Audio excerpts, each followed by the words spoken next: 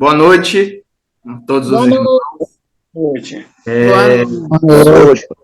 É um prazer para mim fazer parte desse tempo de estudo junto ao ITG. Como o Ricardo falou, eu sou pastor da Igreja de Coqueiro, né? Eu sou membro da Igreja de Coqueiro desde 2014, na ementa que eu enviei para vocês, está um pouquinho dessa história, né? E em novembro de 2022 eu assumi a igreja como pastor presidente. Então, sou pastor daqui, sou casado com a Tamílis, minha esposa, há 12 anos.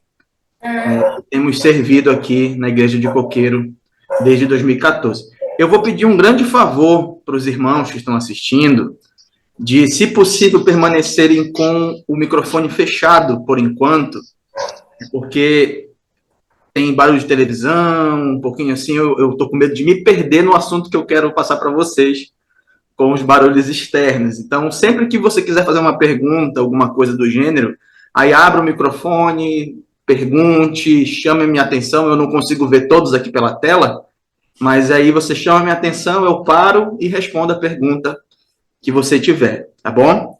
Então, nós já oramos pedindo ao Senhor que nos direcione nesse tempo, e eu quero tentar colocar aqui o arquivo que está aberto para a gente seguir. Deixa eu ver se vai dar certo. Ricardo, vai me ajudando aí. Tá, pode botar aí, que a gente vai ver aqui. Lá, tá chegando. Abriu. Abriu? Abriu para vocês aí? Abriu. Um legalzinho, pode falar, abriu, tranquilo. Tranquilo. Ótimo. Então, como foi falado para vocês desde o início, né, esse é o nosso módulo de Cristologia. A Cristologia é a doutrina de Cristo, e nós vamos trabalhar nesses 2 meses que temos aí pela frente, um pouco menos de 2 meses, na verdade, sobre a doutrina da Cristologia, que é um ramo imenso da teologia sistemática. Eu vou falar mais disso daqui a pouquinho, mas já estou me adiantando para vocês, tá? É um dos assuntos mais extensos que temos na teologia sistemática. E daqui a pouquinho, mais à frente, nos slides, eu vou mostrar como a teologia sistemática é dividida, depois de nós explicarmos o que ela é e tudo mais. Então, hoje nós temos a aula inaugural, tá? É a nossa primeira aula, nós temos 8 aulas aí à frente, e essa é a nossa primeira aula, que costumeiramente chamamos de prolegômenos, ou uma aula introdutória, uma aula inaugural, tá? Vamos ver se passa aqui o arquivo. Ele já deveria ter passado. Vamos lá. Passou. Passou para vocês? Isso, passou. Beleza. Ótimo. Então, nós temos a Cristologia, a doutrina de Cristo, né? E eu quero fazer uma introdução geral em cima daquilo que eu passei para vocês na apostila. Então, meus irmãos, eu vou falar disso mais aprofundadamente no final da aula, mas eu já quero adiantar que você precisa ler a apostila antes da aula, tá? Eu sei que eu enviei a apostila ontem, o Ricardo enviou para vocês logo em seguida, e foi certamente corrido o dia de hoje para muitos irmãos que trabalham, que estudam, mas para hoje ela não vai ser cobrada antes da aula, mas para as próximas semanas sim. Então você tem que fazer a leitura da apostila antes de vir à aula. É preferível que você leia na quarta, na quinta, para chegar com a mente bem fresquinha na sexta-feira, na hora que nós estivermos reunidos aqui, tá? Então, o material que será trabalhado é o material que eu disponibilizei na apostila, tá? Então, leia, porque lá vai estar mais profundo, né? Nós não vamos fazer uma leitura da apostila aqui, eu vou pontuar os tópicos, mas lá está bem mais explicado, né? Então, leia a apostila, até porque ela faz parte da avaliação desse módulo, tá? Então, a introdução geral. O ser humano ele tem 4 perguntas básicas. Basicamente, todo ser humano ele quer saber e quer resposta para essas perguntas. A primeira dessas perguntas é quem eu sou, né? Quem eu sou? O que eu sou, né? De onde eu vim? Por que eu estou aqui? Para onde eu vou? Apareceram as 4 perguntas para vocês na tela aí? Sim. Sim. Tem alguma coisa escrita embaixo das perguntas? Não. Não. Ótimo. Então, Não. graças a Deus. Então, essas 4 perguntas. E as respostas que os homens têm dado a essas perguntas, elas giram em torno de, basicamente, a ideia do evolucionismo, ou seja, tudo veio do acaso. Não tem necessariamente um arquiteto de todas as coisas, não. Foram um montoado de fatores, bilhões de anos, que resultaram na vida que nós temos hoje. Então, tudo veio do acaso. Você precisa de mais fé para crer no evolucionismo do que para crer na Bíblia. De muito mais fé para crer no evolucionismo. A segunda grande resposta que as pessoas dão é embasada no humanismo, né? O ser humano é a resposta para tudo. Então, tudo que vem do ser humano e da sua capacidade de desenvolver ciência, pensamento, filosofia, o que seja, é aquilo que vai embasar o pensamento das pessoas. Então, elas vão dar resposta de quem eu sou, de onde eu vim, por que eu estou aqui, para onde eu vou, embasadas ou no evolucionismo ou no humanismo. E ainda há uma terceira grande resposta dada pelas pessoas quando quando feitas essas 4 perguntas básicas ou elementares, né? É a ideia do fatalismo. O que tiver de ser, será. Aonde nós tivermos que chegar, chegaremos. Para onde estamos caminhando é que caminharemos. É a ideia do destino, né? Nada pode ser modificado ou mudado porque fatalmente chegaremos nesse ponto aqui e desse ponto nós não podemos fugir. Né? Então, tanto essa visão evolucionista, quanto humanista, quanto fatalista, elas não são necessariamente visões bíblicas. Na verdade, são, muitas delas, visões contrárias às escrituras. E isso é o que embasa o pensamento do homem sem Cristo. O homem afastado das escrituras, afastado do Senhor, afastado da fé, vai tentar responder essas 4 grandes perguntas através desses 3 grandes tópicos. Esses são os principais, tem tantos outros, né? Nós poderíamos colocar aqui também a questão, tá certo que estaria no ramo do humanismo, né? A questão política ou formas de governo e tudo mais, está dentro do humanismo. Então, seria ainda a resposta do ser humano. Tudo vem do ser humano. Mas as respostas bíblico-teológicas, elas podem ser as seguintes: viemos de Deus e vivemos para Deus. Aquelas 4 perguntas básicas, elas são respondidas dessas 2 formas pela Bíblia, pela teologia. Nós viemos de Deus, fomos criados pelo Senhor, né? Nós conhecemos o texto de Gênesis, que diz que Deus criou todas as coisas, e quando chega no último dia da criação, que ele cria o homem, ele diz o que ele tinha feito era muito bom, né? Quando o Senhor vai criando todos os elementos da natureza, a terra, os céus, os mares, os luminares, ele diz, é bom. Mas quando ele chega no homem, ele diz que é muito bom. Né? E nós vivemos para Deus. Tanto aqui quanto para o futuro, ou seja, na eternidade, nós vivemos para Deus. Então, através da Bíblia, através do pensamento teológico, nós respondemos essas 4 grandes perguntas através de 2 grandes respostas. Viemos de Deus, somos criados de Deus, criaturas de Deus, criados por Deus, e nós vivemos para Deus. Então, tanto viemos quanto vivemos respondem aquelas 4 grandes perguntas através da ótica bíblica. Tá? Então, quando a gente pensa sobre Deus, nós estamos estudando teologia. Pensamos sobre Deus, começamos a fazer perguntas, a procurar respostas nas escrituras, a olhar desenvolvimentos, pensamentos bíblicos, a gente está fazendo teologia. Tá? Só que nem tudo são flores. Quando você se envolve no pensamento teológico, em estudar teologia, em aprender mais do Senhor, nós corremos alguns perigos. E esses perigos eu quero salientar para vocês, para que a gente, todos nós, fujamos deles com toda a força do mundo possível. O primeiro grande perigo é o conhecimento intelectual. Então, eu olho para as escrituras, eu olho para o desenvolvimento teológico e eu começo a estudar apenas para me encher de conhecimento, né? Apenas a me encher de conhecimento e não necessariamente gerar alguma coisa diferente. De vez em quando, dando aula em coqueiro, eu cito alguns grandes nomes da teologia e que necessariamente não eram crentes, para vocês verem como você pode se envolver teologicamente sem necessariamente crer.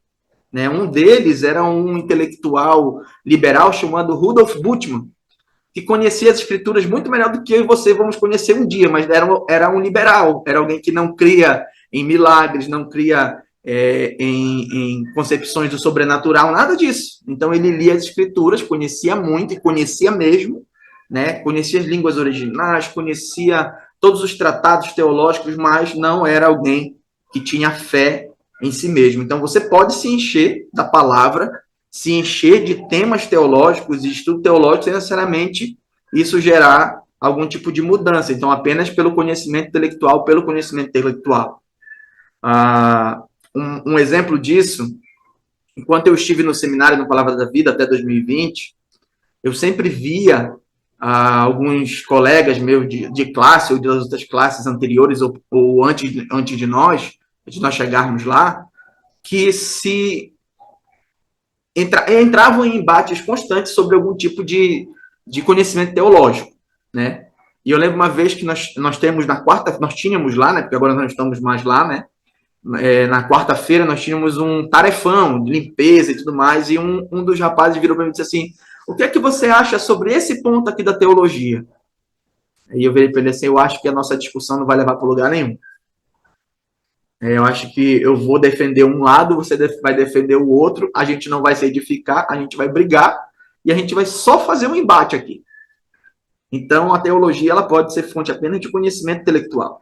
Né? Conhecer mais da Bíblia, citar versículos de cabeça, lembrar onde é que as coisas estão, mas somente para o conhecimento intelectual. O outro perigo é um comportamento indiferente.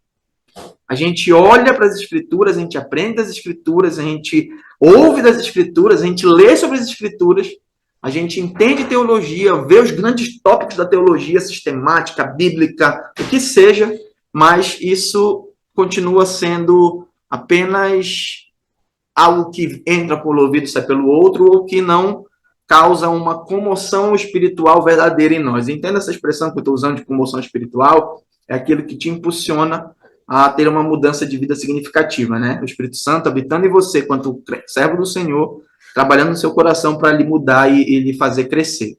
Então, esses são os dois grandes perigos de estudar teologia. E, irmãos, eu vou dizer isso com todas as letras de alguém que vivenciou 2 cursos teológicos. Isso é muito mais fácil de acontecer do que você imagina. Qual é o grande problema derivado desses 2 grandes problemas aqui? É você se tornar um paladino defensor da fé sem nenhum tipo de amor pelas pessoas que pensam diferente. Então você tira a sua espada, que você julga ser espiritual, machuca os irmãos que pensam diferente de você e não edifica ninguém e só traz transtorno e descrédito para a obra de Cristo, né? Ou para a obra da igreja em que nós estamos vivenciando. Mas, como eu falei para vocês que nem tudo são flores, também nem tudo são espinhos, né? Nós temos benefícios, sim, de estudar a teologia. Um dos grandes benefícios é o conhecimento relacional, que é o contrário do conhecimento intelectual. Evidentemente que enquanto você tem contato com as escrituras, você vai aprendendo dela. Mas esse aprendizado precisa ser relacional, ou seja, você precisa amar mais a Deus com aquilo que você conhece de Deus, com aquilo que você conhece das escrituras, com aquilo que a teologia lhe ajuda a estudar os tópicos teológicos mais abrangentes, mais pesados, né? Precisa ter um conhecimento relacional. E o outro grande benefício é um comportamento devocional, fazer com que você se torne um adorador ao Senhor com uma excelência muito maior. E eu vou usar essa expressão adorador aqui com uma preocupação bem genuína de que nós não pensemos disso da forma diferente. Né? Todo aquele que está em Cristo, ele é capacitado para servir ao Senhor em espírito e em verdade. Não é uma segunda bênção extraordinária que alguns irmãos de mais linha pentecostal defendem, não. Nós estamos falando de todos aqueles que são habitados pelo Espírito, se converteram, que vieram a Cristo, né? Eles têm a capacidade de ter comportamento devocional, ou seja, utilizar o conhecimento bíblico para uma vida de devoção. Um dos versículos que eu mais gosto da Bíblia, 1 Coríntios 10:31, né? Que é aquele contexto da carne sacrificada aos ídolos, o que pode, o que não pode fazer. E Paulo sintetiza um pensamento ali maravilhoso. Ele diz, olha, portanto, quer comais, quer bebais, ou façais qualquer outra coisa qualquer, fazei tudo para a glória de Deus. Então, quando eu aprendo da palavra, aprendo temas teológicos, cresço em conhecimento bíblico teológico, isso precisa ser demonstrado através de uma vida de devoção ao Senhor, em que cada coisa que eu fizer eu faço para glorificá-lo. Tá? Então, esses são os dois grandes perigos e os dois grandes benefícios. Mais à frente, nós veremos mais 3 benefícios que são derivados desses 2 benefícios que nós vimos aqui agora. Tá bom? Alguma pergunta até aqui? Podemos continuar? Vamos continuar então. Então, o que é teologia sistemática?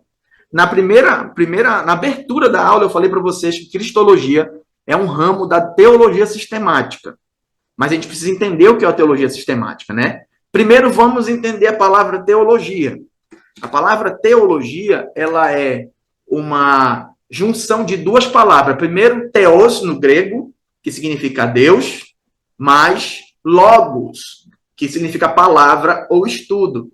Essa palavra logos é a mesma palavra que é utilizada lá em João capítulo 1, versículo 1, que diz: no princípio era o verbo estava com Deus e o verbo era Deus. Essa palavra que foi traduzida na Revista Atualizada como verbo, em outras traduções do português esta palavra, é a palavra logos.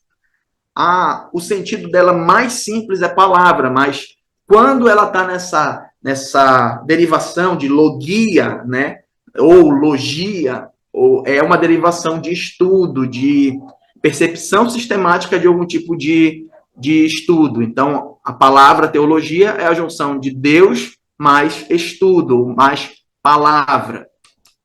Então, teologia significa a interpretação racional da fé religiosa ou da fé cristã. Isso Charles Riley defende, né, no seu livro Teologia Básica. No final da aula de hoje, eu vou mostrar para os irmãos os 4 livros que eu embasei o estudo de cristologia. Tá? Um deles é o Teologia Básica, do Charles Riley, como eu acabei de citar. Carlos Oswaldo Pinto, um teólogo brasileiro já falecido, participava de traduções da Bíblia no português, tem uma obra grandiosa como se fosse um comentário bem sintetizado de toda a Bíblia, do Antigo e do Novo Testamento. Ele era professor no IBPV, né, Palavra da Vida, lá de São Paulo, lá do interior de São Paulo. Ele escreve: teologia sistemática é o processo de coleta, disposição metódica, comparação, demonstração e defesa de todas as informações e fatos sobre Deus e suas obras obtidas nos diversos ramos do conhecimento humano, e também um registro desse processo. Então, percebam que uma parte aqui da frase do professor Carlos Oswaldo Pinto, ele diz que as obras são obtidas nos diversos ramos de conhecimento humano.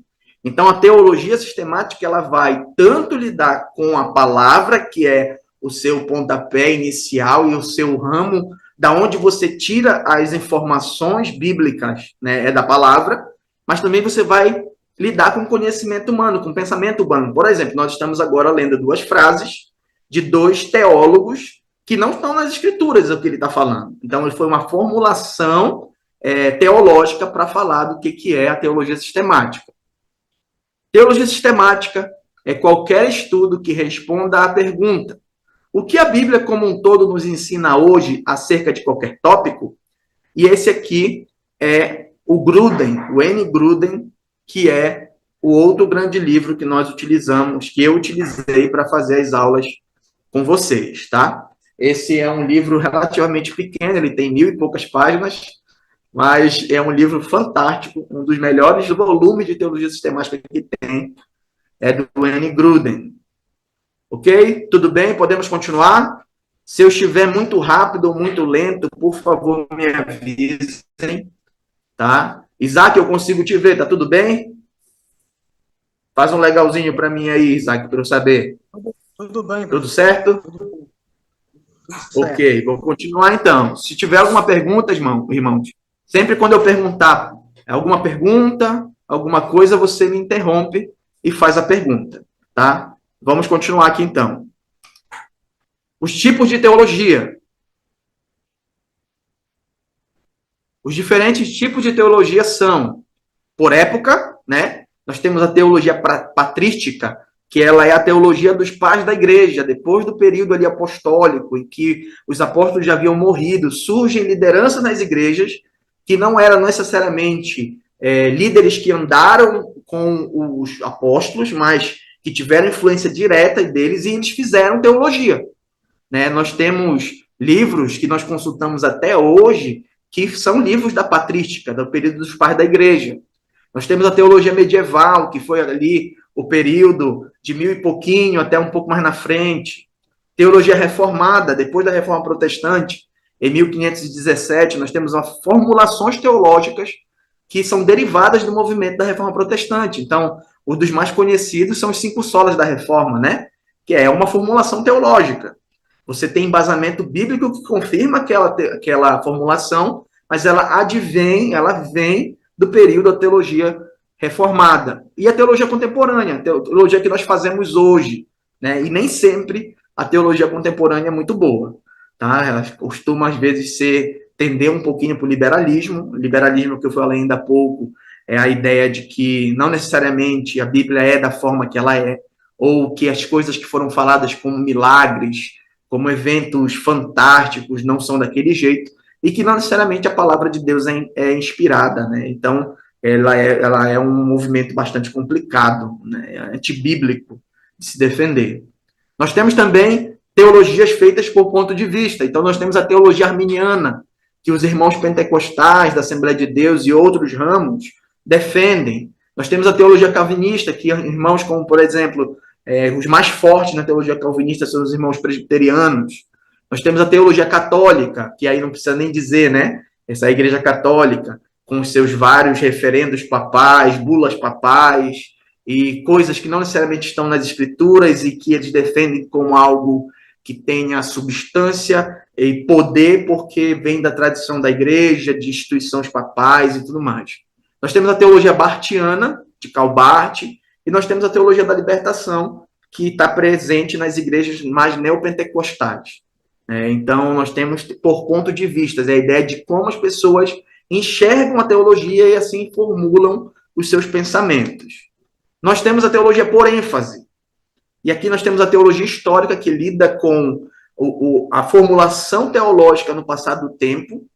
Nós temos a teologia bíblica, que para mim é uma das melhores que existem, porque ela lida com texto bíblico puro. Então, se você quer saber, por exemplo, e eu cito mais uma vez aqui algo que eu falei em aula, que eu falei para os irmãos, eu dou aula na Escola Bíblica Dominical para classe de adultos, né, que é basicamente 60%, 50% dos irmãos que assistem. E eu falei, irmão, se você quiser fazer uma teologia bíblica sobre casamento, você precisa ver o que cada texto do Antigo e do Novo Testamento falam sobre casamento. Aí você formula uma teologia bíblica sobre casamento. Mas, ao mesmo tempo, a gente pode ver qual é a teologia paulina sobre casamento. Então, a teologia bíblica paulina sobre casamento é essa. Qual é a teologia bíblica petrina, ou seja, de Pedro? Qual é a teologia bíblica de João, Joanina? Qual é a teologia bíblica das cartas pastorais, por exemplo? Né? 1ª, 2ª Timóteo e Tito. Nós temos a teologia bíblica, ela lida com o texto bíblico. Em suma, não há pensamentos extras vindo, nem formulação teológica vindo para ser embasado. A teologia apologética, que é a defesa da fé. Então, através da teologia apologética, você cria argumentos para desfazer ou fazer algum tipo de defesa. Por exemplo, você pode dizer, esse celular está com a frente escura. Todos os celulares têm a frente escura. Logo, todos os celulares são escuros. É uma formulação simples, né? Um exemplo até besta de se dar, mas é isso que a teologia apologética vai fazer. Então, vai dizer, olha, Jesus é Deus. Se Jesus é Deus, então ele tem todo o poder. Logo, Jesus é todo poderoso. Então, são argumentos dessa forma para a defesa da fé que são elaboradas. Teologia exegética lida com o texto original, né, no hebraico, no grego e no aramaico. Né, o hebraico e o aramaico, um pequeno pedaço do Antigo Testamento ali foi escrito em aramaico, o restante tudo em hebraico. E o grego que foi escrito no Novo Testamento. Então, o Antigo Testamento hebraico e aramaico, e a partir do Novo Testamento, o grego. Então, a teologia exegética vai lidar com os textos nos originais, né? Olhar a formulação teológica nos idiomas originais. E, por fim, a teologia sistemática, né? Que é a teologia que nós estamos estudando. A teologia sistemática vai lidar com essa sistematização, como eu falei para vocês ainda há pouco, do pensamento teológico, né? Vocês vão ver 12 grandes áreas do conhecimento teológico que são estudados pela teologia sistemática. Por exemplo, ainda há pouco eu falei que a teologia bíblica lida com as escrituras no seu mais puro conteúdo, né? A teologia sistemática vai lidar com as escrituras e mais com formulações teológicas que nos ajudam a entender alguns assuntos que as escrituras não são tão claras. Eu quero dar um exemplo para você de algo e eu quero que você me escute com toda atenção para que você não interprete equivocadamente o que eu estou falando. Se você abrir a Bíblia de Gênesis e Apocalipse, você não acha a palavra trindade. Escutem o que eu estou falando. Eu não estou falando que não existe trindade. Eu estou falando que você não encontra a palavra trindade. Mas você vai ver com relatos do Antigo e principalmente no Novo Testamento que existem um Deus que se revela em 3 pessoas. Aí formulou-se uma palavra que designa essa triunidade de Deus, que é a trindade. Mas não é uma palavra bíblica, é uma palavra teológica, que vem de verdades bíblicas e que precisavam ser formulada de uma forma mais sucinta. Então, quando eu digo para você, olha, Jesus é a segunda pessoa da Trindade, você entende o que eu estou falando. É o Deus Pai, Deus Filho e Deus Espírito Santo. Então, ele é a segunda pessoa da Trindade. Então, foi sintetizado através de um pensamento teológico. E a teologia sistemática, ela tem divisões, que foi o que eu falei para vocês ainda há pouco. Ricardo, por favor, me informa quanto tempo de aula eu já tenho. Eu sei que está o tempo total ali, mas eu não sei quanto tempo eu já tenho de aula. São 8h15. Começou 8h15? Não, são 8h15. Tem uns 20 minutos, meia hora.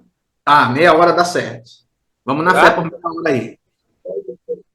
Então, ó, a teologia sistemática ela é dividida em bibliologia, a doutrina da Bíblia, ou doutrina das Escrituras, teologia própria, que é a doutrina de Deus, cristologia, que é a doutrina de Cristo, que é a que nós estamos trabalhando, pneumatologia, que é a doutrina do Espírito Santo, antropologia, que é a doutrina do homem, hamartiologia, que é a doutrina do pecado, soterologia, que é a doutrina da salvação, angiologia, que é a doutrina dos anjos, satanologia, doutrina de Satanás. Nossa, a gente estuda Satanás, estuda Satanás. Eclesiologia, doutrina da igreja, demonologia, doutrina dos demônios, e escatologia, doutrina dos últimos dias. Eu sei que vocês já viram escatologia com o Ricardo algum tempinho atrás, né? Quem está há mais tempo assistindo a aula já teve essas aulas de escatologia, né? Então, algumas observações aqui. Algumas teologias sistemáticas, elas não tratam da doutrina dos anjos, dos demônios e de Satanás. Algumas simplesmente não falam nada. Por exemplo, a teologia do Gruden. Vou pegar para vocês verem aqui o livro. Esse pequeníssimo livro aqui. Olha o tamanho da minha cabeça perto dele aqui, para vocês verem como é que é grande o livro. Ele não fala sobre nada de anjos. Nada. Absolutamente nada. Nem os anjos caídos, nem os anjos bons. Não fala nada, nada, nada. Ele divide em vários pontos e não trata nada de angiologia, né? E outras teologias sistemáticas tratam as 3 doutrinas quando falam só dos anjos. Então, eles colocam ali angiologia, eles já tratam Satanás e os demônios, tá? Para falar sobre a queda, sobre a ação de Satanás, coisas que nem toda teologia sistemática, como eu falei ainda há pouquinho, faz. Por que estudar teologia sistemática? É uma boa pergunta a se fazer, né? Talvez você esteja escutando o que eu estou falando e esteja pensando assim, poxa, mas se a teologia sistemática ela não lida exatamente e somente com o texto bíblico, por que eu tenho que estudar ela? É necessário estudar. existem algumas outras vantagens. Por exemplo, nós abandonamos ideias equivocadas. Nós vamos ver na quinta aula, na sexta aula, doutrinas que falavam contra, heresias que falavam contra a divindade de Cristo, contra a humanidade de Cristo e contra a sua diferenciação entre pai e filho, ou seja, eles não acreditavam que Deus Pai e Deus Filho eram pessoas distintas. Então, a formulação teológica sistemática ajudou a tratar esses assuntos e foram abandonados esse tipo de pensamento.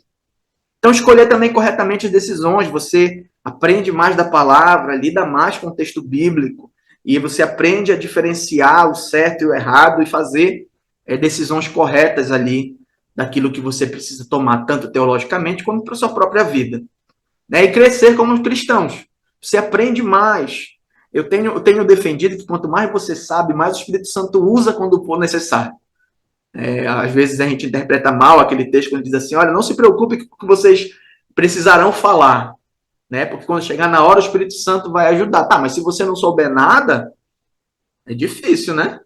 Então você precisa saber, conheça da palavra, leia, estude, se devote, ore, né, para que aprenda mais e cresça mais, tanto em conhecimento intelectual, que nós vimos no começo que é um perigo sério, quanto em conhecimento relacional, fazendo com que seu conhecimento bíblico se transforme em vida piedosa todos os dias. Como devemos estudar, então, a teologia? Primeiro, nós devemos estudar em oração.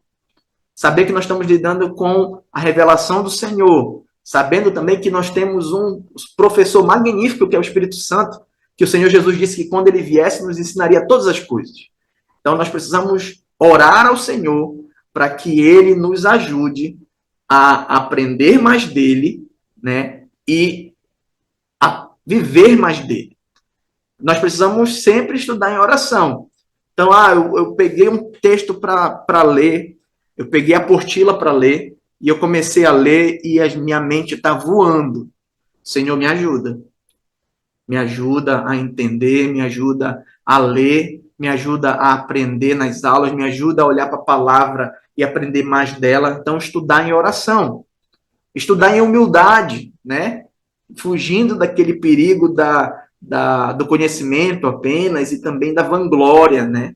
Um dos grandes perigos é você começar a se achar tanto porque você sabe teologia e não ter humildade no tratamento com as pessoas, em ensinar alguma coisa para alguém que ainda não sabe, né? Então, estude com humildade, sabendo que o seu conhecimento é para gerar vida transformada e não só uma soberba, né? Então, estude com humildade. Estude com a sua mente, né? Há coisas nas Escrituras, há assuntos nas Escrituras,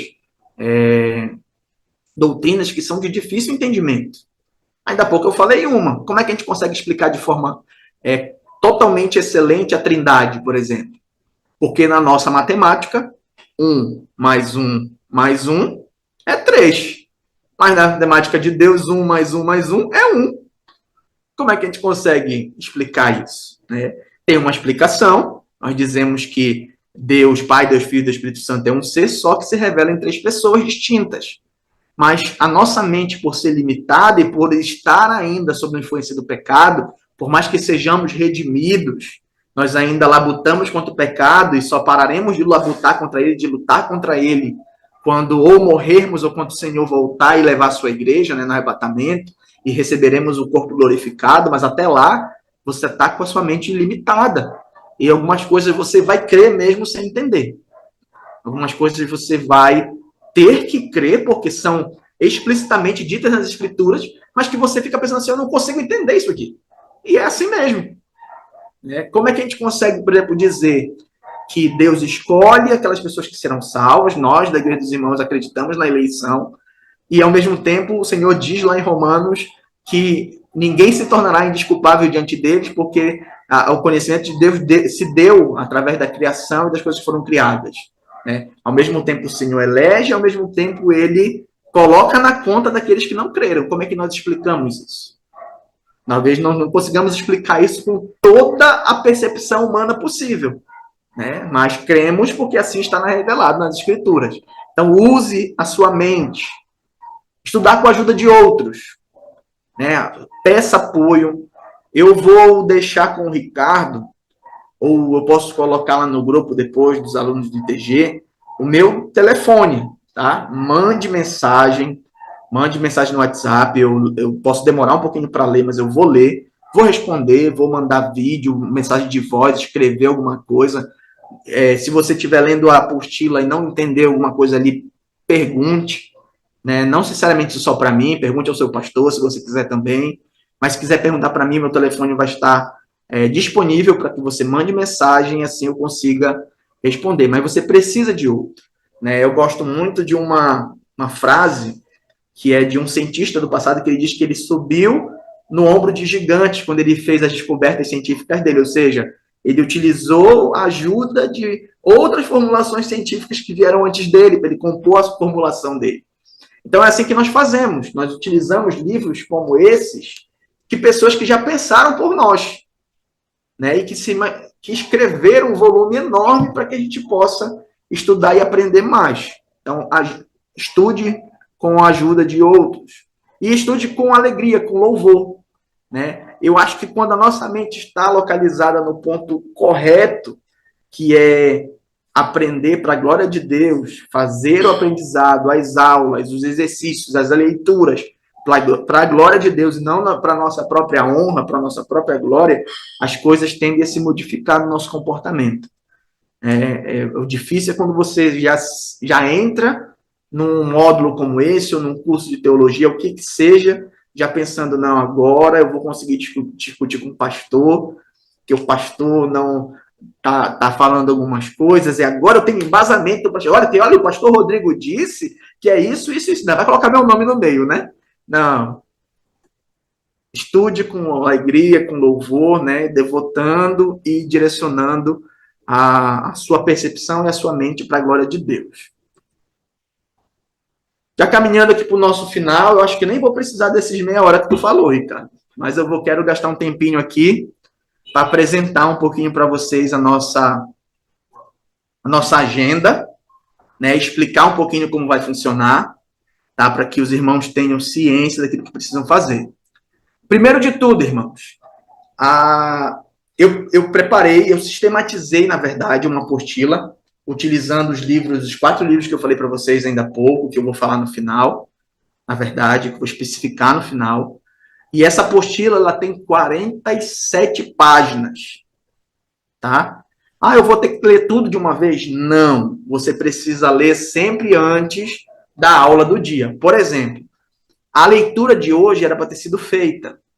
Só que eu falei ainda há pouco que eu mandei muito em cima da hora, então não vou poder cobrar de vocês uma leitura para ter sido feita se foi de ontem para hoje, né? São 8 páginas, 9 páginas aqui, eu não sei muito bem, mas eram bastante coisa para ler.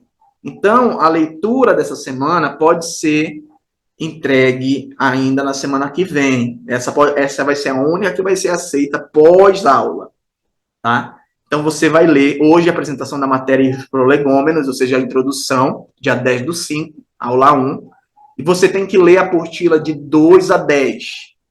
Olha, percebam que na ementa que eu enviei para vocês, que na verdade o Ricardo passou para vocês, que eu fiz, tá lá especificado. Essa aqui é justamente a agenda que está na ementa, tá? Então, tá sempre escrito assim, leitura 1, tarefa, aí apostilas no número tal e tal, ler até a hora da aula do dia daquela aula, tá?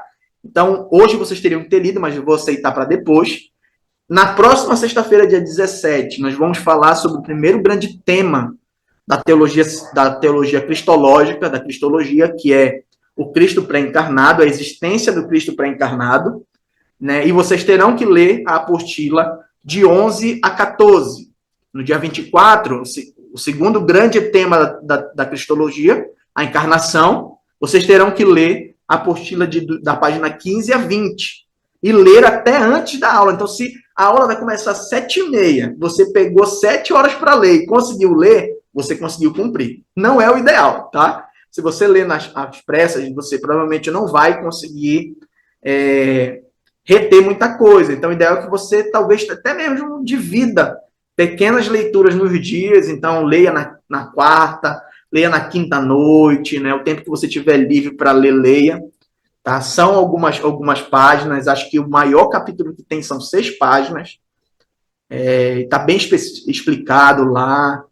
Textos um pouco robustos, sim, mas que não é impossível de nós entendermos, e o que vocês precisarem de ajuda, eu vou estar à disposição, tá? Então, você vai ler a apostila a apostila leitura 3, para o dia 24, a apostila, página 15, a página 20, e você vai ter que ler sobre a encarnação de Cristo até o dia, ou até a hora da aula do dia 24. E aí, no dia 31, nós teremos a humanidade de Cristo. Leitura da apostila, páginas 21 a 26, e ler até a hora da aula do dia 31. Ok? Até aqui, irmãos, alguma pergunta?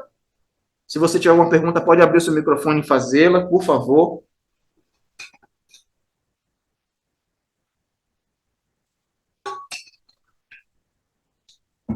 Vou tomar o silêncio como... Não. Não, pera lá. Diga. No caso, no caso das pessoas... Calma, tem 2 pessoas perguntando. Calma, segura. Uma de cada vez. Tá, então deixa eu ir, que eu comecei. No caso da pessoa faltar, como é que fica, assim, essas tarefas? Ela faz Faltar em acumulada? que sentido? Faltar a aula, alguma coisa aconteceu, um imprevisto, não deu para Eu vou falar já sobre a questão da avaliação que está envolvida, essa questão da tarefa e de assistir às aulas, tá bom? Já eu explico melhor. Porque aqui onde eu moro, com frequência, nós temos baixa, assim, a energia, aí cai a internet. Acontece com... Eu vou explicar já como é que é para fazer. Tá bom. Mas obrigado pela sua pergunta. Quem mais ia perguntar? Daniel de Barro. Diga, meu querido. No caso, essa apostila, você vai fazer ela de 4 etapas, Cada uma lição, uma apostila que você vai enviar para nós. Na verdade, a apostila já foi enviada. Toda? Completa? Ou é só esse? Eu não vi. Completa. O Ricardo mandou. Agora. Cobre do Ricardo. Tá certo. Mais alguma pergunta? Irmãos, aqui é só a primeira parte, tá? Ainda tem mais 4 aulas para especificar. E eu queria dizer para vocês, só para vocês não se preocuparem de ler a apostila de uma vez só. Tá? Não é o ideal de você ler de uma vez só, mesmo que você tenha tempo, disposição, vontade, não leia de uma vez só. Leia com o pré-requisito de ser até antes da aula do dia, tá? Então, na próxima semana, nós temos, no próximo quadro, nós temos as outras aulas. Mudou aí para vocês? Está o dia 7, 14, 17 e 27? Isso. Então, olha, quinta aula, Divindade de Cristo. Leitura, você não precisa anotar isso, tá? Porque na ementa que foi enviada tem todos esses assuntos aqui discriminados. Tá? A apostila você vai ler da página 27 a 32 e ler até antes da aula do dia 7. No dia 14 de junho, nós temos a aula de união hipostática. Lê a apostila da página 33 a 37 até antes da aula. No dia 17, que é a primeira alteração de data, né? Dia 17 é uma segunda-feira, porque na sexta-feira do dia 21 nós temos a conferência missionária, então nós não teremos aula, né? Até porque vai ser aqui na igreja também, e eu vou estar bastante ocupada auxiliando na composição, e é para os irmãos virem para a conferência também, né? Então, no dia 17, que é a segunda-feira logo posterior ao dia 14, tá, irmãos? Então, temos aula na sexta-feira, dia 14, você entrega uma leitura. No dia 17 de junho, que é na segunda-feira, logo em seguida, você tem que entregar mais uma leitura, tá? Dos ofícios de Cristo. E, por fim, no dia 27, que é uma quinta-feira, dia 28 eu tenho um compromisso, não tinha como remarcar esse compromisso. Dia 27, nossa última aula é sobre ressurreição e ascensão do Senhor, tá? Então, você vai ler a última apostila do dia 40, da página 43 à página 47. Ler até antes da aula, ok? Mais alguma pergunta, irmãos? Eu já vou já responder a questão de assistir a aula. Alguma pergunta em relação às leituras? Essa leitura aí que a gente faz, aí você vai perguntar pra gente, né? Você já leu, né? Aí vai fazer Isso. alguma pergunta pra gente. Isso. Vocês vão dar eu vou falar ainda com o Ricardo de como nós podemos fazer para que vocês confirmem essa leitura, tá? Mas vocês precisam confirmar a leitura para mim. Se não confirmar de algum jeito, eu vou entender que não foi feito. Eu estou com o nome de vocês, vou colocando ali a cruzinha do lado, ou o visto do lado. Não, brincadeiras à parte, irmãos, a gente vai ter um tempo, claro, de confirmação. Não vai ser provavelmente em aula, porque o nosso tempo é bem corrido. Mas para comprovar que te leu, você vai fazer alguma pergunta, pelo menos algum ponto aí da leitura que te fez, né? Porque a leitura é a aula que nós teremos, irmão. Então, o senhor lendo, logo depois eu vou fazer as explicações em sala de aula, e na nossa aula aqui.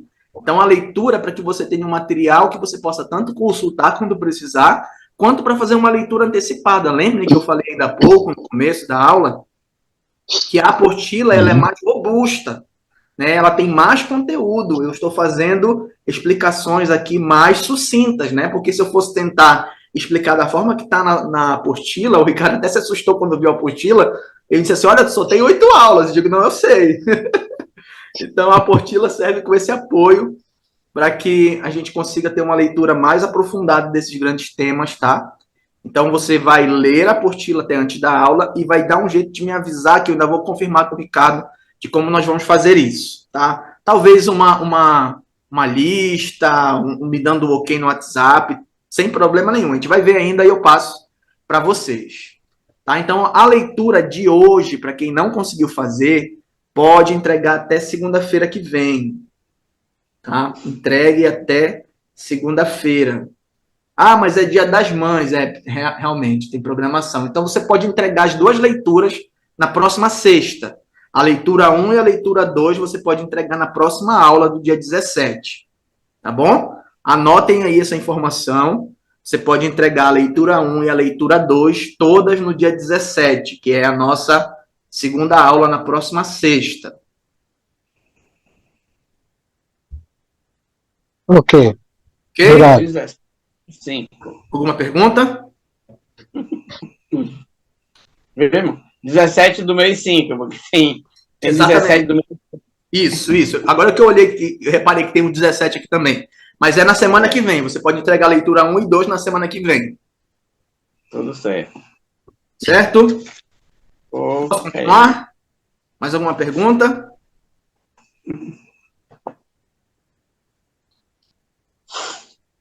Vamos lá. Deixa eu perguntar.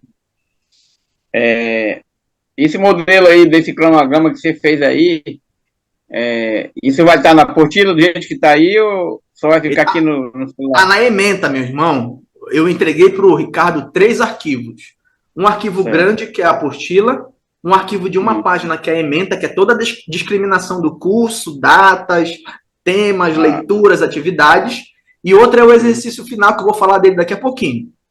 Tá? Então, são 3 materiais que vocês precisam ter. É a apostila, a ementa, que é toda essa descrição das aulas, dos temas, dos dias, das leituras, das atividades, e mais o exercício final. Tá? E o exercício final eu vou explicar agora. E Daniel, eu reenviei para ti aí no teu WhatsApp aí a apostila e a emenda. Dá uma olhada. Tá ok. Tá certo. Eu não sabia ainda como era. Certo, sem problema. Vamos lá. Posso passar aqui, irmãos, mais alguma pergunta? Vamos lá, então. Então, a avaliação vai ser assim. Assistiu às aulas, você tem 4 pontos. Cada aula assistida e confirmada pelo aluno vale meio ponto. São 8 aulas. Então, se você está assistindo essa aula hoje, você já tem meio ponto. Na verdade, você tem 8 pontos já de bandeja. Se você fizer tudo que tiver que fazer, você já tem 8 pontos, tá? Que é assistir às aulas e fazer as leituras. Ainda há pouco a irmã me perguntou essa questão de conseguir assistir a aula ao vivo. Não precisa, olha. Você pode assistir a aula online ou ao vivo, no caso, ou gravada. Ricardo grava essa aula, disponibiliza para vocês depois. Você tem só que assistir antes da aula posterior. Tá? Então, se eu dar um exemplo, se tiver alguém que está matriculado nesse módulo e que não conseguiu assistir essa aula hoje, ele precisa assistir antes da aula da sexta-feira. Então, vocês cobrem o Ricardo aí do vídeo gravado para que ele possa mandar para vocês. Estou jogando um monte de pepino para o Ricardo resolver aí, né? Cobre dele, que aí você vai só ter que confirmar. Quem estiver aqui presencialmente, ou seja, está assistindo a aula aqui ao vivo, já vai ter confirmação de presença pela lista de frequência que o Ricardo faz. De presença e de ter assistido a aula. Quem for assistir gravado tem que avisar ao Ricardo que foi feito, que conseguiu assistir a aula a tempo, tá? Respondi a sua pergunta, minha irmã? Sim. Perfeito. Então, recapitulando aqui, cada aula você vai ganhar 5 pontos, ou seja, você vai deixar de perder meio ponto se você assistir a aula. Você assistiu a aula ao vivo ou gravada, você permanece com seus 4 pontos que você já tem, tá? Certo aqui? Alguma pergunta? Aqui tá certo. Vamos lá, vou passar aqui. Como eu falei ainda há pouco, você não precisa anotar esses pontos, porque estão nos arquivos que foram enviados para cada um que está escrito, tá? Então, leitura da apostila conforme indicação do calendário, mais 4 pontos. Então, você tem 4 pontos se assistir todas as aulas, e você tem mais 4 pontos se você fizer todas as leituras. Então, você já começa o módulo com 8 pontos de graça. Você tem só que confirmar o que você fez, para que você não venha com os pontos decaindo, tá? Então, a cada leitura concluída vale meio ponto, e o aluno deverá fazer a leitura antecipada do dia da aula, tirando a de hoje, que nós deixamos para a próxima sexta-feira. Então, a próxima sexta-feira você vai ler a leitura 1 e a leitura 2. E você vai precisar confirmar, com a forma que ainda nós veremos como é que vai ser essa leitura, tá bom? Alguma pergunta?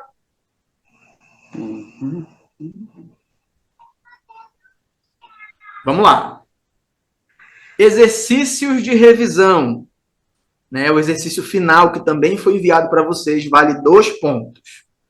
O exercício deverá ser entregue apenas no último dia de aula, mas eu vou reconsiderar esse ponto aqui, porque vocês terão assistido a última aula no último dia de aula. Então, você pode entregar até o final do mês. Então, nós temos a última aula dia 27. Até o último dia do mês, você deve entregar esse exercício pronto lá no site do ITG. Lá na sua página bonitinha, você vai ter como responder lá, tá? E olha só o que é para fazer no exercício. O aluno deverá, em poucas palavras, explicar os principais temas das aulas. Ou seja, você vai explicar em poucas palavras a pré-encarnação, a encarnação, a humanidade de Cristo, a divindade de Cristo, a união hipostática, os ofícios de Cristo e a ressurreição e ascensão, tá? E tem um pequeno detalhe, você não poderá consultar sua Bíblia ou apostila. Então, o que eu vou contar? Que vocês sejam crentes e não colhem. Não colhem, Isaac. Eu estou te vendo aqui da imagem. O único que eu consigo ver no quadradinho aqui do lado é o Isaac. O resto está tudo preto para mim aqui. Mas é assim, você estuda antes, você já vai ter feito a leitura da apostila. Aí você vem para a aula, você vai ter a aula daquele tópico que você leu. E depois que terminar a aula, eu incentivo você a pegar os seus arquivos, o arquivo do exercício, que já foi enviado também, olhar o que está sendo pedido ali e já fazer. Deixar apenas... Você vai respondendo de acordo com a aula que você tem, no seu próprio arquivo, ou na folha que você quiser, no seu caderno, na sua agenda, no seu celular, onde você quiser responder. E somente no final do mês você vai fazer a postagem dessas respostas lá no site do ITG, né? Acho que é feito por e-mail, né, Ricardo? Confirma para mim, por favor. Sim, exatamente. Entenderam aqui, irmãos? Então, isso aqui é o que você recebeu. Tá? O exercício final, resumo dos pontos. Fazer uma frase resumo de cada um dos grandes temas da cristologia. Eu coloquei para vocês de um exemplo aqui de uma doutrina que nós não vamos tratar. que é a doutrina cristológica dos ofícios de Cristo pós-ascensão. Porque nós já falamos bastante dessas doutrinas na nossa ceia, né? Nosso culto de comunhão nós falamos sobre o ministério presente do Senhor Jesus na sua igreja, sobre o seu ministério futuro na glória. Então, nós já falamos bastante disso no nosso culto de comunhão. Mas olha só como eu formulei a resposta, que é o exemplo que vocês devem seguir. Não colhem essa resposta, porque, afinal de contas, ela é de um tema que não está sendo tratado, tá? Então, ó, a doutrina cristológica dos ofícios de Cristo pós-ascensão ensina que o Senhor Jesus trabalha com a sua igreja do céu.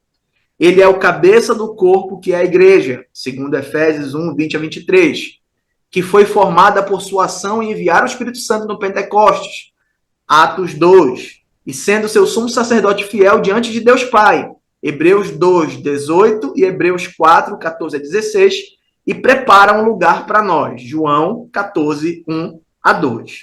Esse é um exemplo. Então, quando você for fazer sobre o Cristo pré-encarnado, você vai escrever a doutrina cristológica de Cristo pré-encarnado ensina que, aí você discorre uma pequena frase, não é para você também fazer, discorre que Jesus existia antes do seu nascimento. Pronto, aí, poxa, isso aí é o resumo do resumo do resumo.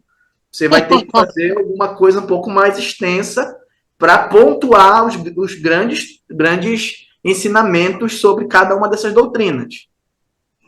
Você não precisa fazer necessariamente as 4 linhas que está aqui, mas eu não espero receber só uma frase, uma palavra, né?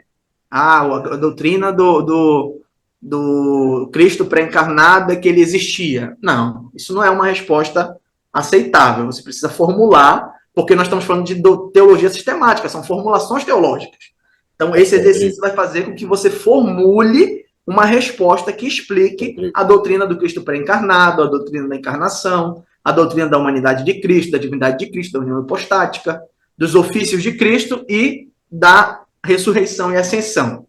Oi. Alguma pergunta, irmãos, em relação a isso? Seria bom trocar essa expressão frase, que ela é realmente resumida. Uma oração, um texto pequeno. Porque frase é frase. Mas tem um exemplo ali em cima. Não dá para se enganar com ele. Mas esse não é exemplo de frase. Bom, É um textozinho prolongado. mas ficou claro, independente da linguagem que está escrita ali em cima, ficou claro que é o que eu pedi, né? Tá claro. E professor, Diga. então, no exemplo aí das respostas, aí dessa pergunta, aí no caso, aí eu vi você colocar exemplos de versículos bíblicos. Então, a gente pode também fazer baseado na nossa resposta, né, dos próximos exercícios, Deve. baseado em versículos, né? Deve colocar, tá? O exemplo aqui é justamente para que você veja mais ou menos o que eu espero receber. Você não precisa fazer um apanhado teológico, não é essa a disposição, fazer uma formulação de uma página, não é essa a disposição, mas é utilizar esse tempo ou essa quantidade de informações e embasar o que você está falando. Na apostila tem o material ali, já bem pontuado, os versículos, muitas coisas os irmãos já conhecem, textos bíblicos que os irmãos já conhecem. Então, você vai utilizar, você vai formular a sua resposta e deve colocar, sim, os textos bíblicos para dar fundamentação. Né? Não pode vir da sua cabeça do nada, assim, e não ter nenhuma base bíblica. Então, a ideia de você formular essas frases ou esse pequeno texto, como queiram chamar, é para que você possa fundamentar a explicação da doutrina com textos bíblicos. Alguma pergunta, irmãos? Fique à vontade. Esse A que você colocou aqui, Cristo pré-encarnado, é um exemplo aqui que você colocou só, né? A gente vai formular o que está aqui, né? Olha, A gente pode formular qualquer ponto desse aqui. Não, Que tá aqui, né? escute. Na ementa que eu enviei, na verdade, nesse arquivo que eu enviei para vocês, porque não dava para colocar ele integralmente aqui na tela, porque ia ficar um texto muito pequeno, mas eu cortei ele um pedacinho, então o primeiro grande tópico que vocês vão fazer é a primeira aula, a segunda aula, que é da sexta-feira que vem, que é do Cristo pré-encarnado. Então, vocês vão fazer a letra A, que é o Cristo pré-encarnado, tá. vão fazer a letra B, que é a encarnação de Cristo, depois vocês farão a letra C, que é a humanidade de Entendi. Cristo, letra D, que é a divindade, e assim até o final, ok? A minha dica para você é, faça assim que terminar a aula. Então, na semana que vem, você pega já o arquivo do exercício que foi enviado e você começa a escrever a sua resposta. Não deixe para fazer tudo no final do mês. Pode ser que você perca alguma informação, alguma coisa, né? Que você possa deixar passar, se deixar para o final, tá? Então, use esse texto pequenino, como você queira chamar, para fazer a especificação e a resposta que você tem que fazer. Preferencialmente, faça isso a cada término de aula. Não deixe passar muito tempo para que você não perca o assunto. Se você quiser fazer após a leitura da apostila, também dá. Tá? Como eu falei para vocês, a exposição em aula vai ser a explicação da apostila. Você leu, entendeu e já quer formular, faça. Ok? Alguma pergunta? Fique à vontade. Só agradeço a informação. Disponha. Exposição da aula. Mais alguma coisa? Então, olha, irmãos, para finalizar, mostrar para vocês, esses são os livros que eu utilizei como base para as aulas, tá? O primeiro aqui é o Teologia Básica, do Charles Ryrie. É um livro muito bom, mas como o nome diz, é uma teologia básica, né? Não trata tudo, trata muita coisa, mas não com muita profundidade. O melhor desses livros, para mim, aqui, é esse azul, que é o Teologia Sistemática do Wayne Grudem, que foi esse que eu mostrei para vocês ainda há pouco aqui, tá? Esse pequeniníssimo aqui. Depois, eu utilizei esse livro aqui, Teologia Sistemática, que está ali na tela, do Franklin Ferreira, que é o autor principal, e eu utilizei esse outro aqui, que é do Augusto Hopkins Strong. São livros excelentes, e o Strong é o pior deles em termos de linguagem, uma linguagem muito rebuscada, muito difícil, e que deixa a gente doido só de ler. Mas eu usei pouca coisa dele, justamente por causa dessa linguagem mais acadêmica, muito pesada, e os outros que eu usei mais foi o Teologia Básica e o Teologia Sistemática do Grudem. Tá? Vocês não precisam necessariamente ler esses livros. Na verdade, esses livros eles são livros de consulta. Eu não conheço ninguém que tenha lido um livro desse inteiro ainda. Né? Talvez tenha, mas eu não conheço. E são livros de consulta. Você olha para grandes temas como esse da teologia sistemática e consulta esses livros para ver o que eles falam. Ok, meus irmãos? Então, terminei a apresentação por aqui. Eu vou tirar aqui do compartilhamento. E se você quiser fazer mais uma pergunta, fique à vontade.